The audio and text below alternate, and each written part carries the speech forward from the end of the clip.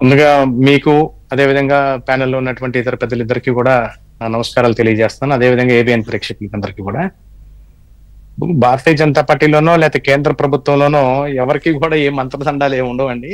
ఉన్నటువంటి రాష్ట్ర పరిస్థితులు బట్టి కేంద్రం తన యొక్క నిర్ణయాన్ని, తన యొక్క పరిస్థితులను, కేంద్రంలో ఉన్నటువంటి పరిస్థితులను కూడా బేరీ చేసుకొని చేస్తూ ఉంటుంది. ఆంధ్ర రాష్ట్రం ప్రత్యేకించి రాష్ట్రం విడిపోయిన తర్వాత తీవ్రంగా మనం నష్టపోయినటువంటి పరిస్థితి ఆంధ్ర రాష్ట్రానికి ఉంది. అయితే గత 5 సంవత్సరాల పాటు జరిగినటువంటి పరిపాలనలో సుమారుగా 9,74,74,000 కోట్ల రూపాయలు మనం అప్పుల పాలై ఉన్నాము.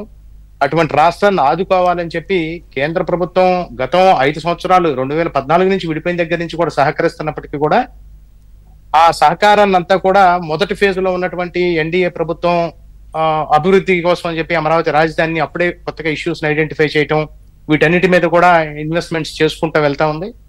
2019 నుంచి 24 దాకా ఉన్నటువంటి ఆర్థిక విధ్వంసం ఏదైతే జరిగిందో ఆ విధ్వంసం వల్ల రాష్ట్రం యొక్క అభివృద్ధి గణనీయంగా పెరగవలసినటువంటి 2014 నుంచి 19 దాకా 13% పైన అభివృద్ధి ఉంటే 19 నుంచి 24 వరకు వచ్చేటప్పటికి 10%లోకి 10.6% లోకి వృద్ధి రేటు పడిపోయింది. వృద్ధి రేటు 3% తగ్గింది అంటే సుమారుగా 3.5 లక్షల కోట్ల రూపాయలు మనం నష్టపోవటం జరిగింది. దానివల్ల అంటే ఒక బడ్జెట్ లోటుతో పాటుగా వృద్ధి రేటు కూడా పడిపోవటంతో మొత్తం రాష్ట్రం అంతా కూడా కకావికలం అయిపోయి గుడ్ గవర్నెన్స్ లేక రాష్ట్రం అంతా కూడా దారుణమైనటువంటి పరిస్థితులకు వెళ్ళింది. ఇది కేంద్ర ప్రభుత్వం గత 5 సంవత్సరాలు కూడా రాష్ట్ర ప్రభుత్వానికి హెచ్చరికలు చేస్తూనే ఉంది. ఇవాళ చంద్రబాబు నాయుడు గారు సారథ్యంలో ఎన్డీఏ ప్రభుత్వం ఆంధ్ర రాష్ట్రంలోకి వచ్చిన తర్వాత చంద్రబాబు నాయుడు గారు ఒక విజనరీ లీడర్. ఇప్పుడు పెద్దలందరూ కూడా చెప్పినట్లుగా 40 సంవత్సరాల సుదీర్ఘ అనుభవం కలిగినటువంటి నేత. గతంలో మనం చూసినట్లయితే 1999లోనే ఆ రోజుల్లోనే హైటెక్ సిటీని హైదరాబాద్ కి నిర్మించడం కోసం ఏ రకంగా బిల్ గేట్స్ కానీ వీళ్ళందరినీ కూడా తీసుకొని వచ్చి ఏ రకంగా చేశారో మనందరం కూడా చూసాం. అదే విధమైనటువంటి ఆలోచనతోటి ఇవాళ కేంద్ర ప్రభుత్వం పూర్తి సహకారంతో ఈ రాష్ట్రం విడిపోయిన తర్వాత నుంచి ఇస్తున్న సహకారానికి అదనంగా ఇవాళ ఉన్నటువంటి పరిస్థితులు, ఆర్థిక పరిస్థితుల దృష్ట్యా కేంద్ర ప్రభుత్వం పూర్తి సహకారంతో ఇచ్చేటటువంటి పరిస్థితి ఉంది. దానికి కాను ఇప్పుడు నిన్న చంద్రబాబు నాయుడు గారు వెళ్ళినప్పుడు ముఖ్యమంత్రి గారు మాట్లాడుతూ కూడా వాళ్ళు అడగటం జరిగింది.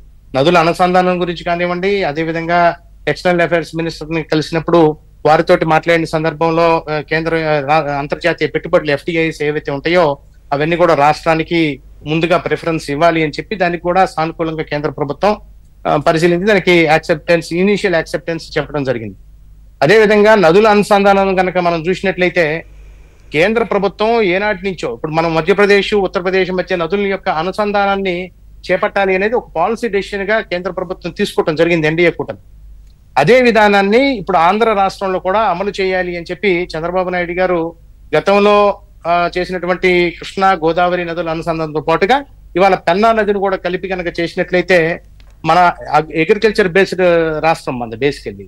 కాబట్టి వ్యవసాయ ఆధారిత రాష్ట్రంలో నదుల అనుసంధానం వల్ల జరిగేటటువంటి బెనిఫిట్స్ అన్ని కూడా కేంద్ర ప్రభుత్వానికి వివరించడం, నిర్మలా సీతారామన్ గారు కూడా ఇన్ ప్రిన్సిపల్ దాన్ని యాక్సెప్టెన్స్ ఇచ్చి వారు చెప్పినటువంటి మాట దీన్ని మరింత లోతుగా పరిశీలించి ఒకసారి కనుక చేస్తే కేంద్ర ప్రభుత్వం అష్యూరెన్స్ ఇస్తుంది, మీకు పూర్తి సహకారం ఇస్తామని చెప్పి.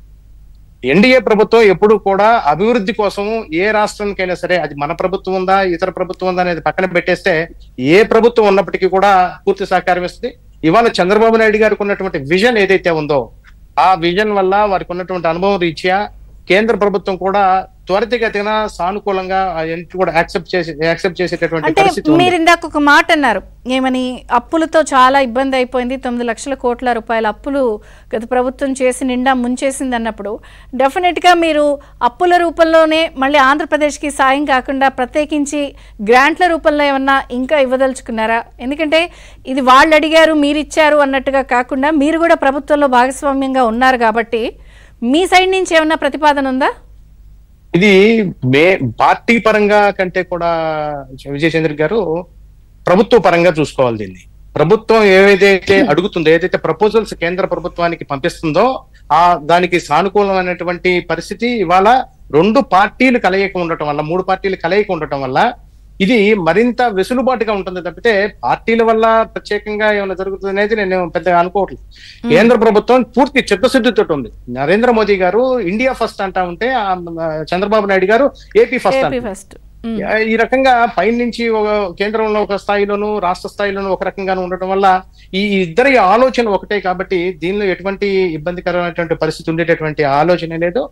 ఖచ్చితంగా ఈ అప్పులు పాలైనటువంటి రాష్ట్రాన్ని ఒక గాడిని పెట్టేదానికి కేంద్ర ప్రభుత్వం పూర్తి స్థాయిలో సహకరించేదానికి సిద్ధంగా ఉంది. మీరు అన్నట్లుగా గ్రాంట్ విషయం చూస్తే అమరావతికి ఇచ్చినటువంటి ఏడీబీ బ్యాంక్ ఏదైతే ఇస్తా ఉందో ఇచ్చేటటువంటి 15,000 కోట్ల రూపాయలను కూడా గ్రాంట్ రూపాయలనే దానికి పూర్తిగా కేంద్ర ప్రభుత్వం యొక్క అండదండలతోటి కేంద్ర ప్రభుత్వం యొక్క భరోసాతోటి అది ఇచ్చేటటువంటిది కేంద్ర ప్రభుత్వమే రీపే చేస్తానని చెప్పి భరోసా కూడా ఇవ్వడం జరిగింది. కాబట్టి ఏది ఎక్కడ అవసరమో ఉందో చూసుకొని దాని ప్రకారంగా కేంద్ర ప్రభుత్వం పూర్తి సహకారం ఇచ్చేదానికి ఉంది. అదేవిధంగా అమరావతికి రాజధానికి సంబంధించినటువంటి ఇన్నర్ రింగ్ రోడ్ ఏదైతే ప్రతిపాదించారో ఆ ఇన్నర్ రింగ్ రోడ్డు భూసేకరణకు సంబంధించినటువంటి సుమారు 6,000 కోట్ల రూపాయల వరకు కూడా కేంద్ర ప్రభుత్వం పూర్తిగా తన బాధ్యతగా తీసుకొని సహకరించేదానికి సిద్ధంగా ఉందని చెప్పి ఈ సందర్భం తెలియజేస్తుంది.